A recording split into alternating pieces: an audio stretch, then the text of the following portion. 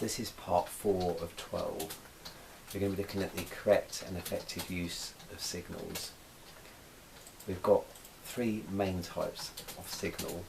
That's the indicators, the brake lights and your position.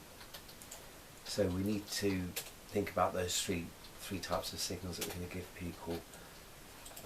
We need to do signals in good time, and then we've got to think about who are we signalling to. So we don't want to be signalling too early or too late. So if we signal too early, we can tell people we're pulling over on the left hand side. If we're coming up to a junction and there's a car who wants to pull over on the left after that junction, if we signal left too early, they might think that we're going to turn into that junction, they could go, so it's very dangerous. So we need to be thinking about misleading signals. So we need to be thinking, we need to avoid those misleading signals. Lightly brake, so if we've got somebody very close behind, what we can do is we can brake lightly when we need to, brake earlier and lightly, so they've got a chance to see those brake lights, as I said in an earlier clip, so that they can actually be warned that we're going to stop earlier than normal.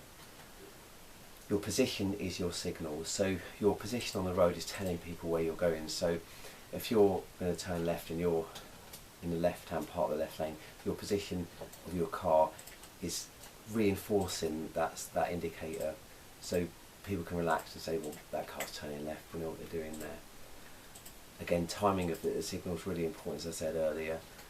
We need to sort of do it in such a way that we're really going to, the way I do it myself is, if I see a car in front, I say, when's the best time? I imagine I'm a car behind the car I'm driving, and what time would they signal that I really like, to them to tell me where they're going, and then I do the same. So at 30 miles an hour, it tends to be about 6 to 8 car lengths from the junction. So we do it, but then every situation is different. So we need to sort of just make sure that we're telling people where we're going in plenty of time.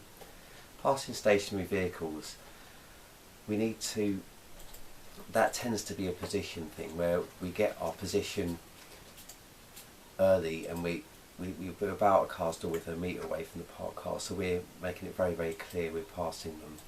So we've got that early signal there. Waving pedestrians, why don't we wave pedestrians across when they're trying to cross the road? Well, why do you think that might be? I'll give you a second to think about that.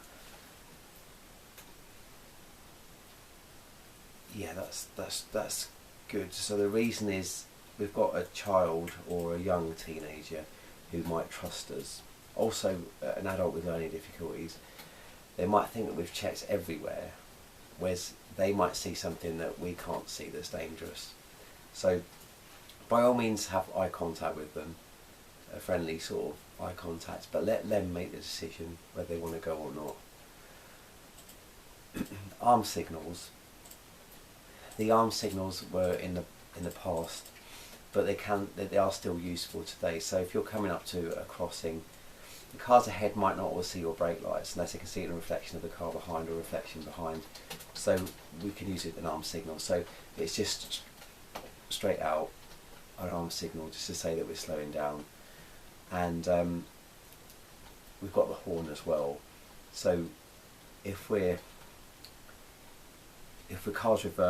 stationary, cars reversing, it's going to hit us, put the horn on, just warn them. If we're going over a bridge that we just can't see what's happening on the other side, we can put a horn on. We've got to be really careful here, because if we're going to go over a bridge and we're going to put that horn on, it's important that the horn doesn't replace what we'd normally do. So if we're going to be careful as we go over that bridge, put the horn on and still be 100% careful. So we're going to go we need to be able to stop it in at least the distance you can see to be clear. So if we can't see something, go slowly so we can stop in that distance, at least that distance. Flashing headlamps, that's a really important one, because we do get insurance scams. So if you're going to wait, if someone flashes you to go, just be aware that there could be insurance scams. I wait a split second just to make sure I feel happy. If you don't feel happy, just hold back. It might annoy them, but it saves them hitting you and taking you to court. So just be aware that there are insurance scams there, and just if you don't feel funny, if you feel funny about it, just hold back, don't go. We only use flashing out headlamps just to warn people of our presence, but it is difficult because unofficially it's to let people go. But try and get them to make that decision. It's best as possible to let them make that decision, and just be wary of other drivers that might give misleading signals. I waved at a friend once. He was driving, he flashed me and the other car went in front, and then he had to put his brakes on really hard. So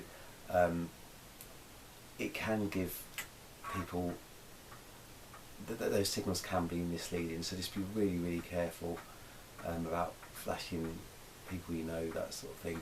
I'll just try and wave if I see people I know, but even that can be confusing if I'm teaching someone to drive, so I'll try and hold back.